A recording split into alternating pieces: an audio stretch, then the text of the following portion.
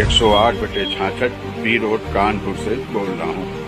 कैसा कि इतनी धांधागिरी है। मेरा एक तो बगैर जाने मेरा स्मार्ट मीटर लगा दिया और जब से रिचार्ज भी मैंने कराया।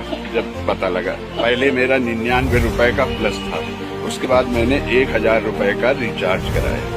2 दिन नॉर्मल चला। कल की तारीख में मेरा 25 रुपए 5 पैसे बैलेंस था।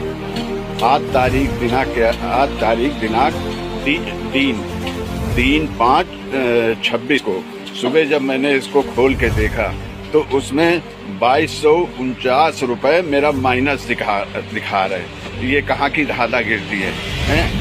इसको हमारा तुरंत ठीक कराया जाए, वरना मेरा मीटर उखाड़ पुगुड़ के हटा दिया जाए। जो मेरा पुराना मीटर लगा था वही मीटर हमारा लगाया जाए। धन्यवाद। करो भाई।